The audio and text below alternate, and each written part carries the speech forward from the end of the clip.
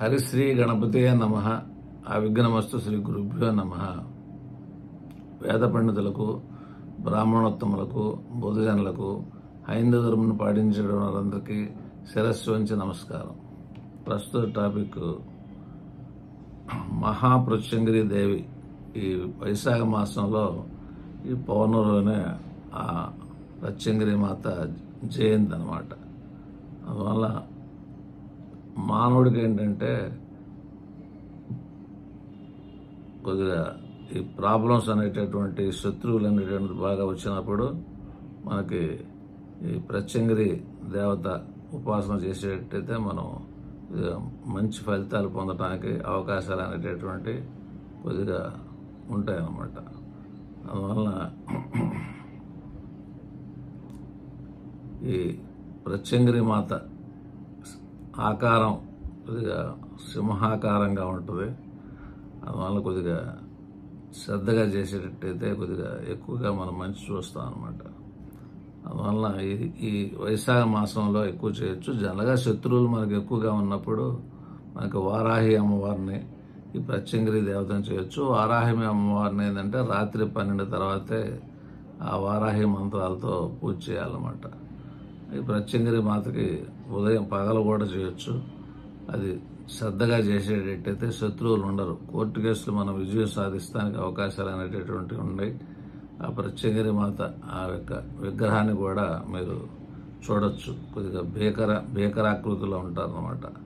అమ్మవారి అవతారాలలో ప్రత్యంగిరి దేవి అవతారం చాలా ఉగ్ర స్వరూపం. ఆమె సింహం ముఖంతో ఉంటుందన్నమాట. ఈ ప్రత్యంగిరి మాతకు సంబంధించి ఇంకా చాలా విశేషాలే ఉన్నాయి. ఆమెకు అమ్మవారి సప్తమాతృకులు అంటే 7 అవతారాల్లో ఒకటిగా భావిస్తారు. మన మంత్రాలకు మూలమైన అధర్వణ వేదానికి కూడా ప్రత్యంగిరి మాతకు అధిపతిగా భావిస్తారు. అందుకే ఆమెను అధర్వణ భద్రకాళి అని కూడా పిలుస్తారన్నమాట. పూర్వం హిరణ్యకశిపుడిని చంపేందుకు విష్ణువు నరసింహస్వామిగా అవతరించి హిరణ్యకశిపుడిని తన గోళ్లతో చీల్చి చెండాడి సంహరించిన తర్వాత నరసింహస్వామి ఉగ్ర స్వరూపం చల్లారలేదు. దాంతో బ్రహ్మాది దేవతల కోరిక మీద శివుడు శరభేశ్వరుడనే అవతారంలో నరసింహస్వామిని ఎదిరించి ఓడించి ఆయన కోపాన్ని తగ్గించి అవతార సమాప్తి చేశాడు. ఆ సమయంలో అమ్మవారు శూలిని, మహాప్రత్యంగిర అనే 2 రూపాలు ధరించి శరభేశ్వరుడికి 2 రెక్కలుగా నిలిచింది. ఈ అమ్మవారిని మొదటగా ప్రత్యంగిర, అంగీరసుడు అనేటటువంటి 2 ఋషులు దర్శించి స్తుతించారు. అందుకని ఆ ఋషులిద్దరు గుర్తుగా ఆమెను ప్రత్యంగిర అని పిలుస్తుంటారన్నమాట. ప్రత్యంగిర అంటే ఎదురు తిరిగే దేవత అనే అర్థం కూడా ఉన్నది. ఎవరైతే మనకు హాని తలపెడతారో వారికే తిరిగి హాని తలపెడుతుంది కాబట్టి ఆ పేరు వచ్చిందంటారు. ప్రత్యంగిర అనేటటువంటి పూజా విధానం ఎప్పుడైతే చేశారో శత్రువులు అనేటటువంటిది నశిస్తారు.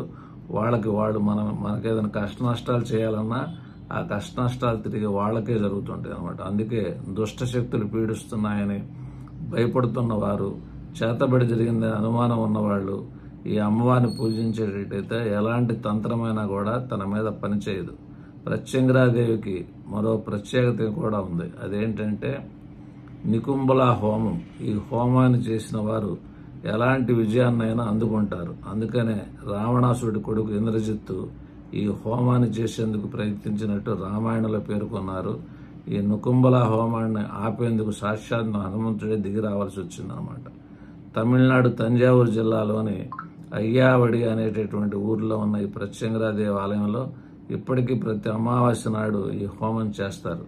ఇందుకోసం పళ్ళు, కాయగూరలు, పట్టు వస్త్రాలు, ఎండుమిర్చి లాంటి 108 రకాల వస్తువుల్ని ఆ యొక్క హోమంలో వాడతారన్నమాట.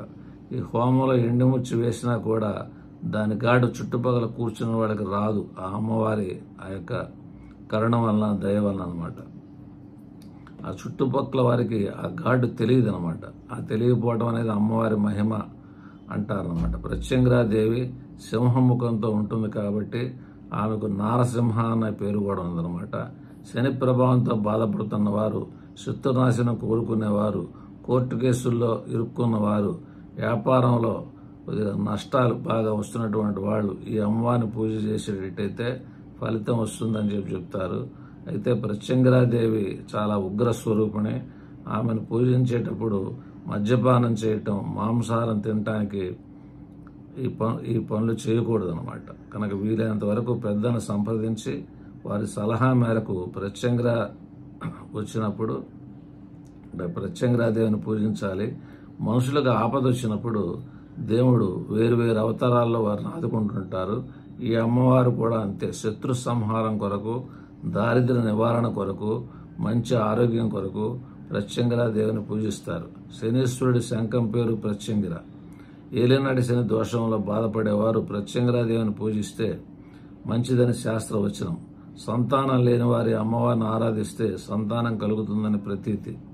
రజోగుణ ప్రధాన దేవత కనుక ప్రత్యంగిరా దేవతలకి ఎండుమిరపకాయలు, తెల్ల ఆవాలు, నల్ల ఉప్పు, శొంఠి, ఆ సమిధుల వంటి రాజద్రవ్యాలతో అది అమావాస్య నాడు ప్రత్యేక అభిషేకాలు, హోమాలు నిర్వహిస్తారు. ఘంటాకనుడైనటువంటి యక్షుడు ఈ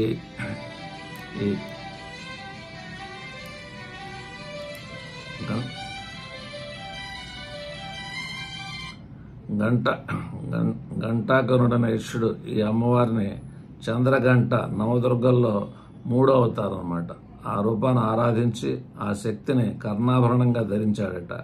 ఇలా ఎందరో పురాణ పురుషులు పూజించిన దేవత ప్రత్యంగిరా దేవత.